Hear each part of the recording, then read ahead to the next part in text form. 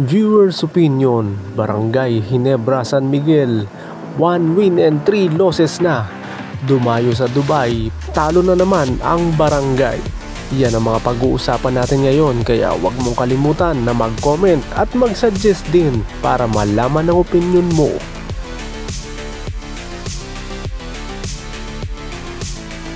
Sa pangalawang sunod na pagkakataon ay natalo na naman ang Barangay Ginebra San Miguel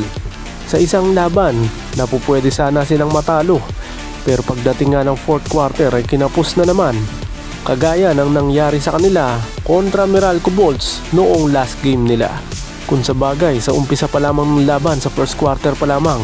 ay naiiwan na talaga ang Barangay Ginebra San Miguel ng kanilang sister team na San Miguel Beermen, at kung makadikit man sila ay bigla naman nakakagawa ng solusyon ang San Miguel Beermen para muling lumayo at palakihin ang kalamangan. Kitang-kita rin sa kabuuan ng laban na talagang hirap na hirap ang Barangay Ginebra San Miguel, lalo-lalo na ang kanilang frontline, dahil halos din nila mapigilan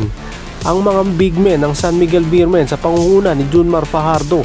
na nagtala na naman ang double-double at naging best player of the game pa. Halos no match sila Japet Aguilar at Norbert Torres kila Junmar Fajardo, Moutaw Tua,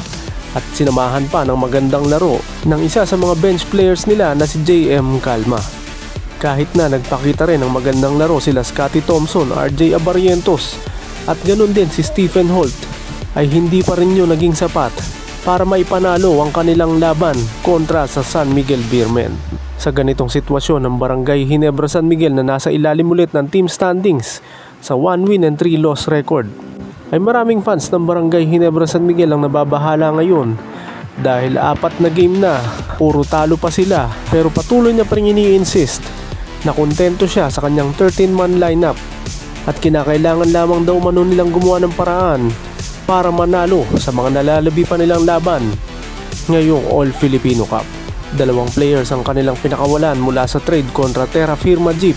na sila Aljon Mariano, at ang nag-request ng trade na si Maverickahan Missy, pero hindi pa rin sila kumukuha mula sa free agency at sinasabing pagbalik nila mula sa Dubai, lalo na nga ngayon na natalo na naman sila kontra San Miguel Beermen, at saka sinasabing gagawa muna ng paraan si Coach Tim Cone pamamagitan ng pagkoconduct ng tryout mula sa mga unrestricted free agents na pupwede nilang makuha para mapunan yung 2 sa mga bakanting spots para sa Barangay Ginebra San Miguel roster. Kailangan ng gumawa ng paraan ng Barangay Ginebra San Miguel management at coaching staff, dahil habang nalulugmok sila sa standings ay lumalabo rin ang tsansa nila na makalampas sa quarterfinals kung sakasakali. Baka di pa sila umabot ng playoffs kung ganitong klaseng lineup at sistema ng paglalaro ang kanilang ipapakita sa kanilang napakaraming fans sa bawat laro. Hanggang ngayon, bukod kay Japet Aguilar, wala pa rin silang natural center, at ang kinuha nila na si Norbert Torres ay masasabing hindi naman yung tipo ng sentro na kinakailangan ng Barangay Ginebra San Miguel para mapunan yung pagkawala ng dati nilang sentro na si Christian Stan Hardinger, na hanggang ngayon ay sinasabing naka-self-retire. Kamakailan nga lang, nagpahayag si Coach Tim Cone na wala sa plano ng Barangay Ginebra San Miguel na kuhanin si Greg Slaughter, kahit na kulang nga sila sa big men, at sabi nga ulit, kontento siya sa kanyang lineup at muli gagawan niya na lamang ng paraan yung mga pagkukulang na pwesto sa kanila, lalo na ang sentro. Marami ring nagsasabi na kulang talaga sa go-to guy ang Barangay Ginebra San Miguel, at yung tipo na player na maaasahan nila pagdating ng crunch time na hindi mahihiyang tumira at akuin ang responsibilidad para manalo ang Barangay Ginebra San Miguel.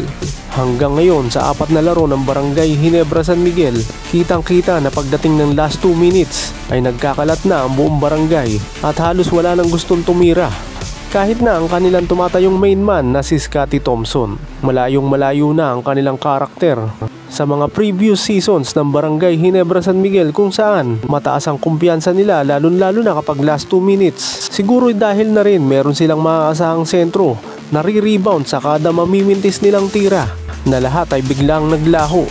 nang itrade nga nila si Christian Stan Hardinger, at hanggang ngayon hindi pa rin sila nakakahanap ng papalit sa kanyang posisyon. Kapag ganito ang ipapakita ng Barangay Ginebra San Miguel, baka ang Terra Firma Jeep